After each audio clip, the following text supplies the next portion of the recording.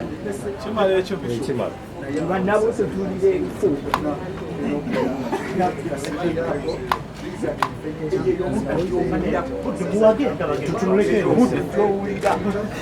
all look this side.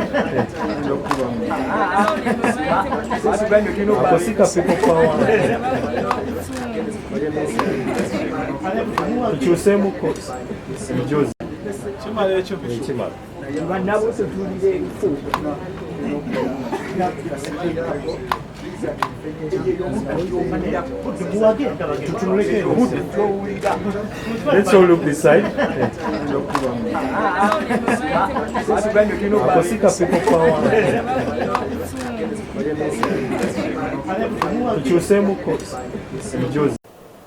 This morning we have a new chapter we are unveiling in the sports arena. Like you all know, Plascon, the largest paint brand in Uganda and East Africa, is of late now known so much also as a sporting brand.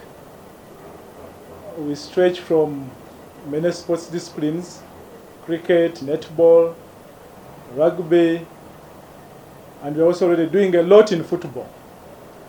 But this time round, it is the Masaza football. You all understand, when it comes to football in Uganda, the Masaza football tournament is the most supported. It's the only tournament we have where we have even stadium sellouts. I'm sure you all agree. So we want to also identify ourselves with that very well managed tournament. For starters, by extending a hand to BUDDU FC. We are very mindful that there are 18 counties in Uganda. Plascon, where you are, is Chadondo County. Our plant in Namave is Chagwe County. So I know most of you must be wondering why not those two. It is BUDDU FC because for now they are the reigning champions. Yeah? BUDDU FC are the reigning champions, and to really underline their pedigree, they have also made it to the finals again. I think they are just on the verge of joining Mawokota as one which has won it for the third time. We all know it is only Gomba who has done it for, but we think BUDDU is making a great effort to catch up with all these two, Mawokota and the Gomba.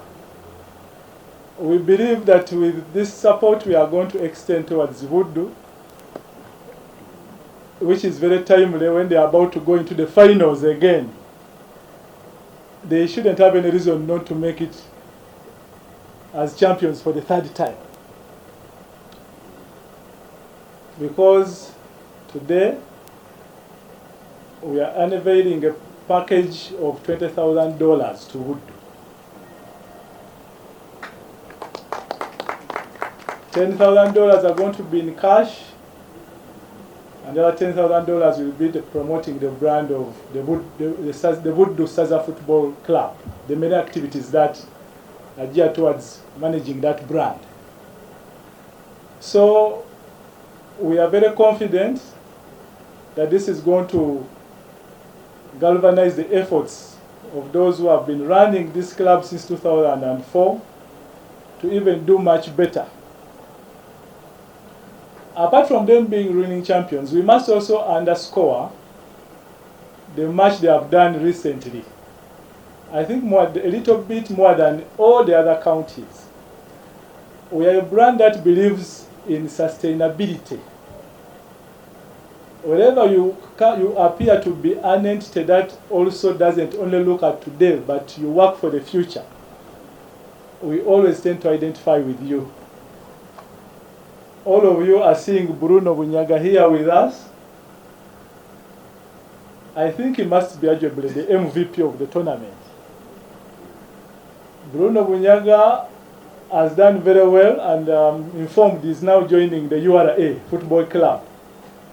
Nze Ziwa Steven nga nze vunaanyizibwa okutumbula ekifaananyi ky'omupiira mu Buddu n'essaza eryawamu.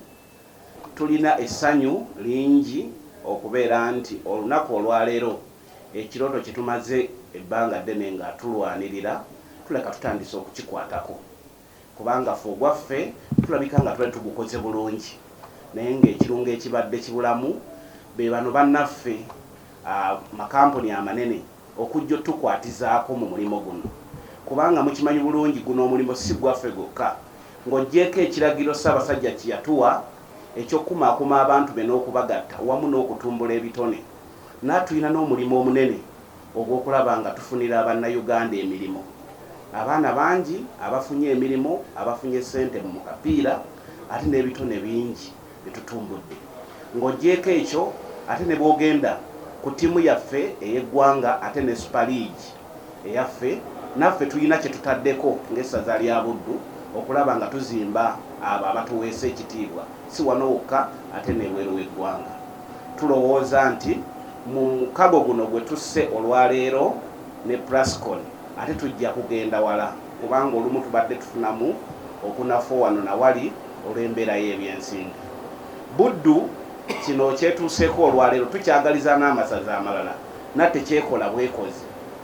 Okusookera ddala Buddu y'emu ku ssaza erisinga obunene mu Buganda, naye ate tusobodde bulungi n'okukozesa ebitone byaffe byetukola ki byetulina okugeza abantu. Buddu erina abantu bangi naye tufubye nnyo n'okubaleeta mu kisaawe, okubeera n'abantu kirala naye n'okubaleeta mu kisaawe okulaba omupiira okubagira ttiimu yaabwe kirala.